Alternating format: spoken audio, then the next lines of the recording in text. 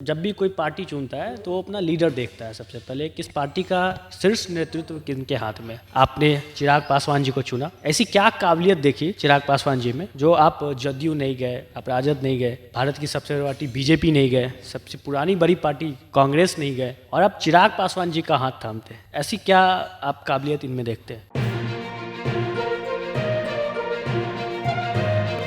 नमस्कार साथियों, मैं हूं शुभांकर शिवम और आप देख रहे हैं सीधे आप तक। आज लोकतंत्र के चौकीदार के एक और अंक में आपका स्वागत है। अभी हम बैठे हैं पटना के फ्रेजर रोड ग्रैंड प्लाजा में, एक लजीज तंदूरी रेस्टोरेंट है, और आज के हमारे स्पेशल गेस्ट होंगे प्रोफेसर, पेशे से तो ये प्रोफेसर हैं, और लोजपा के प्रदेश प्रवक्ता प्रोफेसर डॉक्टर विनीत सिंह। कैसे हैं आप? मैं बढ़िया हूँ। Thank you so much for having me here. इस एपिसोड में एक बहुत ही आम सवाल होता है, और मैं सभी जो दावा करते हैं जनप्रतिनिधि का या जनप्रतिनिधि है उनसे एक सवाल मेरा रहता है, आप प्रोफेसर हैं, अच्छी जिंदगी है, फिर जन सेवा करने का ख्याल कैसे है, और राजनीति में उतरने के या फिर जन सेवा का ख्याल आपके दिमाग में कैसे आया? शुभंकर जी, देखिए, बिहार के परिवार में कहावत है कि हर बिहार के परिवार में एक आईएएस होता है और एक नेता होता है। तो हम सब बिहारी राजनीतिक रूप से संवेदनशील होते हैं क्योंकि परिवार का परिवेश ऐसा होता है। तो मैं भी एक आम इंसान की तरह जब आगे बढ़ रहा था पढ़ाई लिखाई से, तो ये बात थी कि बिहार में क्या चल रहा है, और ये कहीं ना कहीं थोड़ी सी क्षुब्धता भी होती थी कि उस समय भी रिपोर्ट यही होता था कि बिहार इस आयाम पे पिछड़ा है। हमारी साक्षरता पूरे जो नेशनल एवरेज है, जो राष्ट्रीय एवरेज औसत है, उससे कम है। तो ये कहीं ना कहीं टीस होती थी कि आई हमारा बिहार इतना पीछे क्यों है। पटना के बाद मैं दिल्ली चला गया पढ़ने, उसके बाद मुंबई चला गया। तो वहाँ के जो जो जो परिवेश था, जो अम्बियांस था, वहाँ से जब मैंने कंपेयर करना चालू किया तो देखा कि सही में बिहार हर आयाम में पीछे है उनसे। तो आप नौकरी करते हैं तो नौकरी करते हुए आप बस केवल अपना पेट भरते हैं, अपने परिवार का पेट भरते हैं। लेकिन अगर देखिएगा ह्यूमैनिटी के रूप में, इंसानियत के रूप में, अगर आप कुछ देते हैं तो आपको जो खुशी मिलती है वो बिल्कुल अनपैरेलल होती है। तो ये खुशी, अब ये मेरे ब्लड में है, मेरे माता पिता का संस्कार है, ये बता नहीं सकता हूँ, लेकिन शुरू से रहा है कि समाज से जितना लिया है, देश से जितना लिया है, उतना उसको वापस करें। तो इसी सिलसिले में कुछ छोटी मोटी कुछ सामाजिक सेवाएं, जैसे होता है गरीबों को कंबल बांट दिया या उनको पढ़ा दिया, बच्चों को चॉकलेट बांट दिया, तो ऐसा होता था। तो वो जो खुशी थी वो मैं अपने शब्दों में बयान नहीं कर सकता था। तो इस सोच के साथ जब मैं बिहार लौटा तो ये था कि बॉस ऐसी कौन सा काम करें जिससे कि, क्योंकि देखिए, आप जब नौकरी करते हैं तो आपका एक लिमिटेशन होता है, आपकी सीमाएं होती हैं, आपके पास उतना पैसा नहीं होता है, आपके पास उतनी सक्षमता नहीं होती है, आपके पास इतना यंत्र तंत्र नहीं होता है। तो जब आप शांति से सोचने बैठते हैं तो लगता है कि नहीं, सरकार एक ऐसा एक माध्यम है जिसके पास हर तरह का सक्षमताएं हैं, यंत्र तंत्र सर्वत्र है उनके पास, और वो चाहे तो समाज में बिल्कुल बदलाव ला सकते हैं। तो ये तो श्योर हो गया कि बॉस आपको सरकार में रहना ही होगा। तो सरकार में रहने के लिए एक ही जो चैनल बचता है वो बचता है राजनीति। तो राजनीति में ये था कि बस अब कौन सी पार्टी को चुना जाए। तो ऑब्वियसली जो आपकी सोच होगी, जो आपके वसूल होंगे, और जिस पार्टी के साथ मैं आपकी इस पे आने वाला हूँ और इस पे सवाल पूछेंगे। राजनीति की बात हो रही है, पूरे भारत में जाएंगे तो कहेंगे कि बिहार की राजनीति ही अलग लेवल पे होती है और यहाँ पे राजनीति ही ज़्यादा होती है। फिर भी आपको ऐसे, आप एक प्रोफेसर है, तो आपको ऐसे क्या कारण लगते हैं कि इतनी राजनीति होने पर हर नुक्कड़ चौक चौराहे पे आप देखेंगे हर एक व्यक्ति आपको समझा देगा यहाँ की राजनीति, और पूरे भारत की भी राजनीति वो समझा सकता है, उसके बावजूद भी बिहार बहुत पिछड़ा है, और यह कारण भी शायद आपको यहाँ खींच ले आई है। तो आपको इसके क्या कारण नजर आते हैं कि इतनी राजनीति होने के बावजूद भी बिहार इस आयाम पे नहीं पहुंचा और बहुत पिछड़ा है? देखिए, बिहारियों में ये खास बात होता है कि हम लोग जागरूक बहुत होते हैं, भले हमारा बैकग्राउंड कुछ भी हो। और ये जरूरी नहीं है कि जो राजनीति करेगा वो किसी राजा परिवार से आए या कोई ब्यूरोक्रेट से आए, वो सब कुछ जरूरी नहीं है। क्योंकि ना देखिए, मैं बार बार आपके इंटरव्यू में मैं रामधारी सिंह दिनकर को जरूर कोट करूंगा, क्योंकि मैं उनका बहुत बड़ा प्रशंसक रहा हूँ। वो कहते हैं कि कुसुम नहीं खिलते हैं मात्र राजाओं के उपवन में, अमित बार खिलते हैं वो दूर कुंज कानन में, कौन समझे प्रकृति का बड़ा अनोखा हाल कि गुदड़ी में चुन चुन कर रखती है बड़े कीमती लाल।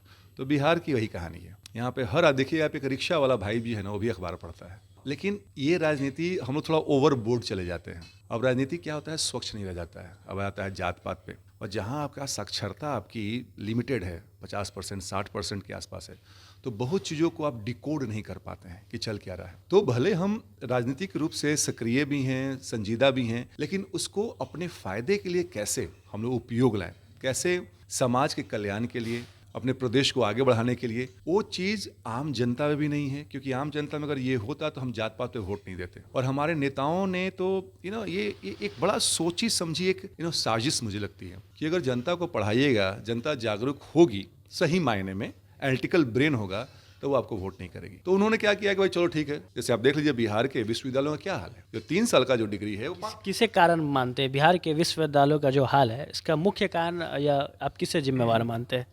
ये बड़ा साधारण सा सवाल आपने पूछा है। ये बिल्कुल सरकार की है, सरकार की जो पैसिवनेस है। क्योंकि हमने क्या कहा कि हायर एजुकेशन पे बिल्कुल यहाँ तवज्जो नहीं दी जाती है। अगर देखिए बिहार में, अगर बिहार स्टेट की यूनिवर्सिटी की बात करें तो पटना यूनिवर्सिटी सबसे पुराना यूनिवर्सिटी है, इंडिया का 7th ओल्डेस्ट यूनिवर्सिटी है, जिसको कि ऑक्सफोर्ड ऑफ ईस्ट भी कहा था इलाहाबाद के साथ। लेकिन अगर पटना यूनिवर्सिटी में अगर देखिएगा रिसर्च की बात करें, क्योंकि रिसर्च एक ऐसा चीज है जो कि बिल्कुल प्रैक्टिकल लेवल पर होता है और उसकी गुणवत्ता ज्यादा होती है। हार्डली ऐसा कुछ रिसर्च यहाँ होता है या ऐसा कुछ पेटेंट कराया जाता है। और यहाँ के शिक्षकों का, देखिए मैं खुद शिक्षक हूँ, लेकिन मुझे मालूम है कि जो मेरे जो फ्रेटर्निटी के लोग हैं वो कहीं से भी जस्टिफाई नहीं करते अपने काम को। 1.5 लाख 2 लाख की सैलरी मिलती है और पढ़ाई के नाम पे आप कुछ नहीं करवाते हैं। तो मुझे लगता है कि सरकार की जो उदासीनता है ये हायर एजुकेशन को लेके, मैंने क्या कहा कि 3 साल की डिग्री 5 साल में मिलता है। जो लोग दिल्ली यूनिवर्सिटी में या कहीं और यूनिवर्सिटी में एडमिशन करना चाहते हैं, आप पास नहीं कर पाते, इससे एडमिशन से आप वंचित रह जाते हैं। तो सरकार ही बिल्कुल इस मामले में दोषी है। आप राजनीति में आए तो जब भी कोई पार्टी चुनता है तो वो अपना लीडर देखता है सबसे पहले, किस पार्टी का शीर्ष नेतृत्व किनके हाथ में। आपने चिराग पासवान जी को चुना, ऐसी क्या काबिलियत देखी चिराग पासवान जी में जो आप जदयू नहीं गए, आप राजद नहीं गए, भारत की सबसे बड़ी पार्टी बीजेपी नहीं गए, सबसे पुरानी बड़ी पार्टी कांग्रेस नहीं गए, और आप चिराग पासवान जी का हाथ थामते हैं? ऐसी क्या आप काबिलियत इनमें देखते हैं?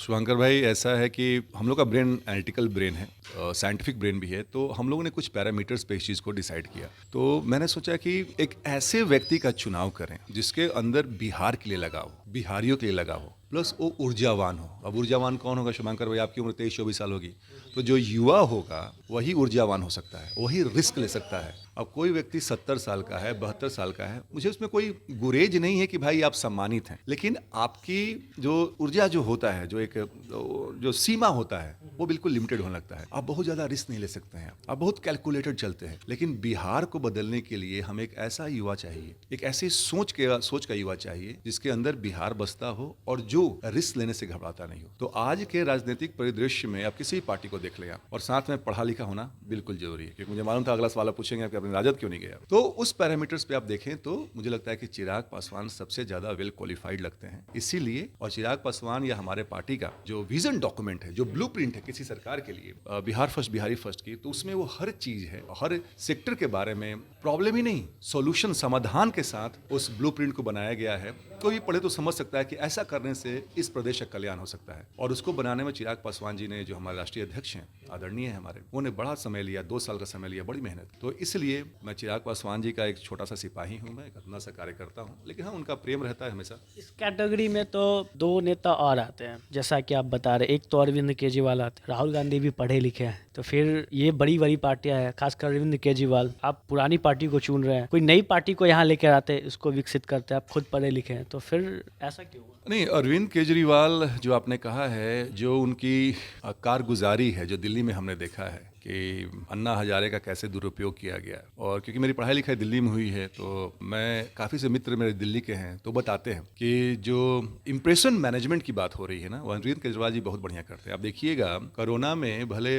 हॉस्पिटल्स में सिलेंडर नहीं हो, बेड नहीं हो, लेकिन बड़े बड़े होर्डिंग्स जरूर लगते हैं एडवर्टीजमेंट के लिए। तो मैं उनके इस सब बातों से, उनका कोई जो विजन जो होता है, जैसे कि आपने सुना होगा 2 दिन पहले कि कुमार विश्वास ने, 2 दिन पहले नहीं, कल ही उन्होंने कहा है, कुमार विश्वास उनके पुराने साथी हैं, कि अरविंद केजरीवाल जी ऐसे हैं कि जो देश को तोड़ सकते हैं प्रधानमंत्री या मुख्यमंत्री बनने के लिए। तो मुझे लगता है कोई भी देशभक्त आदमी ऐसे व्यक्ति को कभी सपोर्ट नहीं करेगा।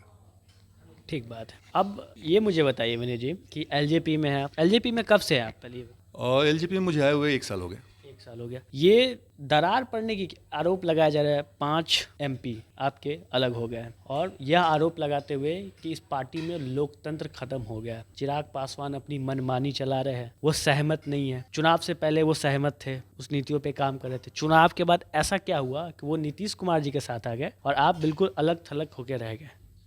देखिए अलग थलग हम लोग नहीं हुए हैं। आज के रेफरेंस में अगर मैं बात करूं तो हमारी पार्टी जो है विगत चुनाव में हमें 25 लाख वोट मिला था, और जैसे जैसे चिराग पासवान जी हर जिले में आशीर्वाद यात्रा के दौरान जा रहे हैं, जो लोगों का जो हुजूम उमड़ रहा है वो दर्शाता है कि हम लोग अलग थलग नहीं पड़े हैं। अलग थलग वो लोग पड़े हैं जिनका व्यक्तिगत महत्वाकांक्षा उन पे हावी हुआ, और हमारे संस्थापक रामविलास पासवान जी की मृत्यु के 1 साल के अंदर ही उन्होंने पार्टी तोड़ दिया। और पार्टी तोड़ने के पीछे मैंने कहा कि व्यक्तिगत महत्वाकांक्षा थी, और इसके बाद जो मौजूदा जो सरकार है उनके कुछ नेताओं ने मिली भगत की, और जिसके कारण हमारी पार्टी टूटी। खैर, ये पार्टी टूटी बेहतर है, क्योंकि अगर वो ना टूटती तो जो पार्टी में जो कूड़ा करकट लेके आ रहे थे, जिनका कोई वसूल नहीं था, जिनका कोई प्रिंसिपल नहीं था, टिकट बेच देना या जो चापलूस लोग हैं उनको तवज्जो देना, वो सब चलता रहता। तो ये देखिए, तो हमने क्या किया है कि इसको क्लीन अप किया है, और ये हर किसी के लिए, हमारे जैसे युवा कार्यकर्ता जो कि चाहता है कि चिराग पासवान जी मजबूत हो ताकि ये प्रदेश मजबूत हो, उसके लिए ये कहते हैं ना कि ब्लेसिंग इन डिस्गाइज है, ये हुआ है। तो खैर मुझे लगता है कि आने वाले चुनाव में आप देखिएगा कि जो ये 5 सांसद है अगर अपनी जमानत बचा लें तो वही बड़ी बात होगी उनके लिए। आपने एक शब्द इस्तेमाल किया, व्यक्तिगत महत्वाकांक्षा। तो क्या मतलब पशुपति कुमार पारस जी को ये लग रहा था कि चिराग पासवान को अगर वो गवर्नमेंट में भी आएंगे तो उन्हें मंत्री नहीं बनाएंगे, ऐसा कुछ लग रहा था क्या?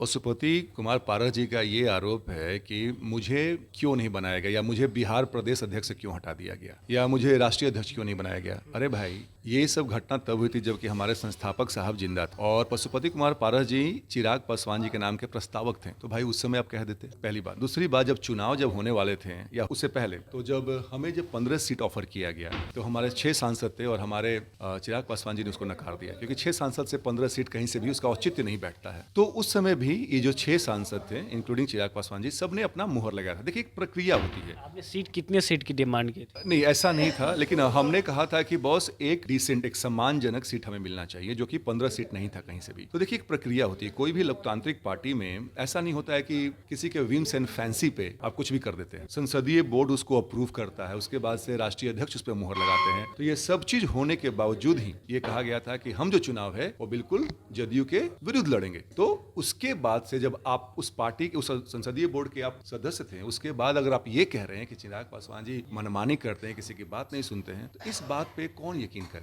तो मैंने कहा कि व्यक्तिगत महत्वाकांक्षा तो ऐसा होता है कि भाई भाई का नहीं होता है। बताइए, 1 साल के अंदर में कहाँ तक कि आप परिवार को संभालते हैं? आपने और क्या किया? जले पे नमक लगाने का काम किया। ये आगामी चुनाव में वापस से मिलने की भी कोई बात है, या फिर अलग ही रह के चुनाव लड़ना है, या अलग ही रास्ता देखना है? भविष्य की बात मैं नहीं बता सकता हूँ। कहीं ना कहीं देखिए, से कहते हैं कि blood is thicker than water. तो चाचा जी हैं, खून है, और चिराग पासवान जी हमेशा उनका सम्मान करते हैं। अब आने वाला भविष्य जो है वो क्या लेके आएगा, और जो भी लेके आएगा उस पर मुहर, अंतिम मुहर या निर्णय हमारे राष्ट्रीय अध्यक्ष चिराग पासवान जी ही लेंगे।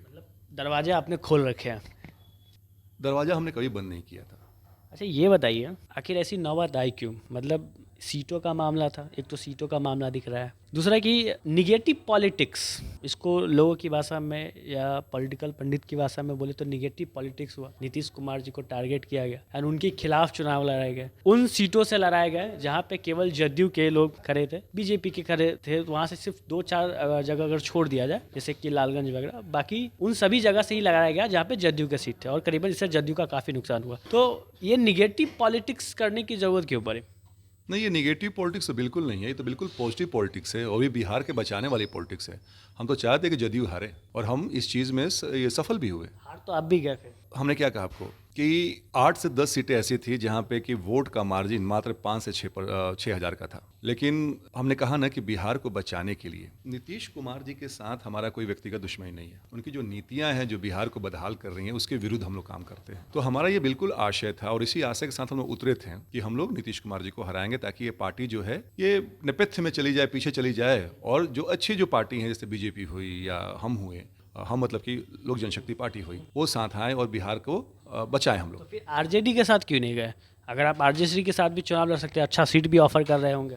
देखिए, हम लोग एनडीए के गठबंधन थे, तो राजद जो कि महागठबंधन का ये पार्ट है, तो वहाँ जाने का मतलब नहीं बनता है। लेकिन हाँ, हमने जैसे कहा कि बीजेपी, जैसे हमने सवाल पूछा ना कि बीजेपी के विरुद्ध भी आपने उतारा, तो जहाँ भी हमारे उम्मीदवारों ने काम किया था, जहाँ पे वो मजबूत थे, तो उनका टिकट काटना कहीं से उचित नहीं लगा, तो हर जगह खड़े हुए वो। तो काफ़ी मार्जिन से हार गया लालगंज, जहाँ पे राजकुमार शाह विधायक थे और एलजेपी के काफ़ी मजबूत विधायक माने जाते हैं, और काफ़ी मार्जिन से वो संजय सिंह के मुकाबले वो चुनाव हारे। हमने क्या कहा आपको कि 8 से 10 सीटें ऐसी थी वहाँ पे जहाँ पे हार का मार्जिन केवल 5,000 से 6,000 के बीच में था। कुछ ऐसी सीटें भी थी जहाँ पे कि हम ज़्यादा मार्जिन से हारे, तो ठीक है, उसके लिए हमने पार्टी ने संज्ञान लिया है और उस पर कार्य किया जा रहा है। जो उम्मीदवार थे या जो कार्यकर्ता थे वहाँ पे और ज़्यादा मेहनत कर रहे हैं। ये आपका विधायक, एक विधायक जीत रहा था, फिर वो अचानक पार्टी छोड़ दिए हैं और वो जदयू कोटे में चले गए। इस पे ऐसा है कि जब आप धन का प्रयोग करते हैं और बल का प्रयोग करते हैं, और ये नीतीश कुमार सरकार ये हर चुनाव में करती है, चाहे हमारे जो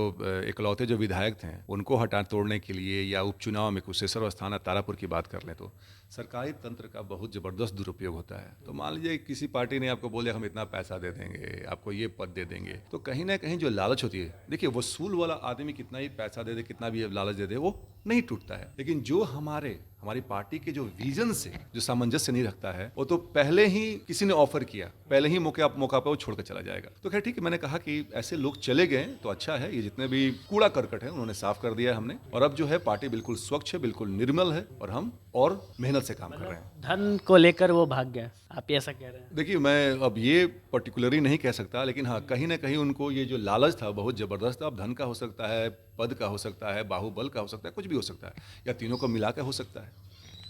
अच्छा, ठीक है, चुनाव हुआ, चुनाव में चिराग पासवान जी हमेशा अपने आप को कहते रहे कि वो नरेंद्र मोदी के हनुमान हैं, और फिर चुनाव के बाद जब ऐसी घटनाएं घटी, जब वो उनके पार्टी यानी पशुपति कुमार पारस जी जाके नीतीश कुमार जी के साथ मिल गए या बीजेपी गठबंधन के साथ चले गए, तो चिराग पासवान जी हमेशा एक बात कहते रहे कि इस कोटे से, यानी कि लोजपा के कोटे से मंत्री नहीं बनाएंगे, उनको पूरा मतलब विश्वास था। कई प्रेस कॉन्फ्रेंस में उन्होंने बोला, और फिर ऐसा क्या हुआ कि नरेंद्र मोदी पलट गए और उनको लोजपा के कोटे से ही मंत्री बनाया गया, और उसके बावजूद भी चिराग पासवान जो है उनको सपोर्ट कर रहे हैं।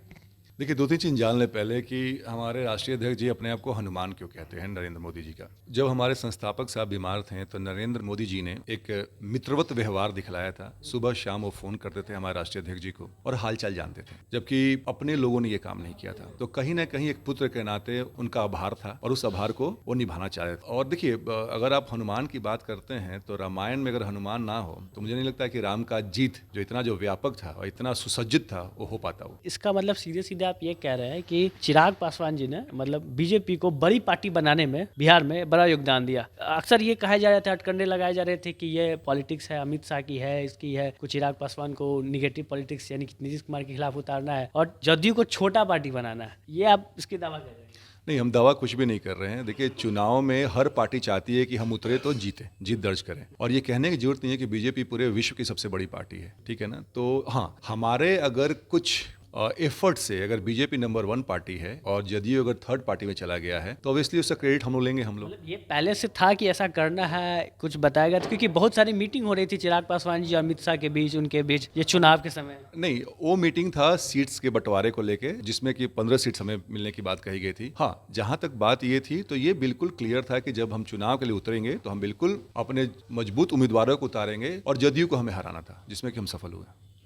दूसरा सवाल हमारा यही था कि बीजेपी लोजपा के कोटे से बीजेपी ने मंत्री बनाया, जो कि चिराग पासवान कहते रहे कि नरेंद्र मोदी ऐसा नहीं करेंगे, बनाएंगे भी तो किसी और कोटे से या जदयू कोटे से बनाएंगे। लोजपा के कोटे से भी बनाया? नहीं, लोजपा के कोटे से नहीं बनाया गया था, क्योंकि जब पार्टी टूटी तो इन 5 बागी जो नेता थे, बागी नहीं कहना उचित होगा, ये जो 5 जो भगौड़े नेता थे उनको पार्टी ने निष्कासित कर दिया था। तो जब आप लोजपा में हैं ही नहीं तो फिर लोजपा के कोटे से कैसे बनेंगे आप? कोटा तो वही इस्तेमाल किया। नहीं, सुन लीजिए, आप शब्द का कुछ भी इस्तेमाल कर ले, देखिए words are very deceptive, you mold it here and there and it has a different meaning altogether। तो पहले लोजपा में थे नहीं हो। दूसरी बात यह है कि हमने कहा कि मौजूदा सरकार, बिहार की सरकार के कुछ नेताओं ने मिली भगत करके साजिश रच के ये काम किया था, और सरकार के घटक दल हैं जदयू और बीजेपी, तो कुछ मजबूरियां होती हैं कोalition गवर्नमेंट का, तो वहां से प्रेशर बना के पशुपति कुमार पारस जी को मंत्री बनाया गया है।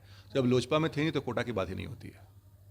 अच्छा, ये बताइए, अगर बिहार विधानसभा में देखा जाए तो एक भी प्रतिनिधि नहीं है। चिराग पासवान जी दावा करते हैं कि उन्हें प्रदेश की ही राजनीति करनी है, सेंटर की राजनीति नहीं करनी है। और पार्टी भी टूट गई। तो कैसे वो कम बैक करेंगे बिहार की राजनीति में, जहाँ पे बिहार की राजनीति समझिए कि बिहार और उत्तर प्रदेश की राजनीति सबसे टफ है। कैसे ये कम बैक करेंगे? इनके अपने लोग ही इन्हें साथ छोड़ दिए, इनका दल भी बढ़ गया। विजन ठीक है, vision Bihar first, Bihari first का विजन बनाया, लेकिन मुझे लगता है या लोगों को भी लगता है कि वो ग्राउंड लेवल पे समझा नहीं पा रहे। तो आगामी 5 साल यानी अगली चुनाव में क्या रणनीति रहेगी? गौरतलब बात यह है कि आप बार बार आप लोग कहते हैं कि पार्टी टूट गई, हमारा कोई जनाधार नहीं है। मुझे लगता है कि 15 तारीख को शुभांकर जी आप थे जब बिहार बचाओ मार्च की जो बात हो रही थी, तो आपने भीड़ देखा था, आपने लोगों का जोश देखा था। उस भीड़ में केवल हमारे लोजपा के कार्यकर्ता नहीं थे, आम जन भी थे। वहाँ के पुलिस वालों से बात कर रहे थे और जब मैंने कहा कि हम आपकी भी लड़ाई लड़ रहे हैं तो उन्होंने कहा कि बिल्कुल सही कहा आपने। और 25 लाख वोट लाना कोई कम बात नहीं होती है। तो ऑलरेडी कमबैक हम कभी पीछे गए ही नहीं। 25 लाख वोट तो तब था ना जब सब साथ थे, अब तो और बढ़ सकता है।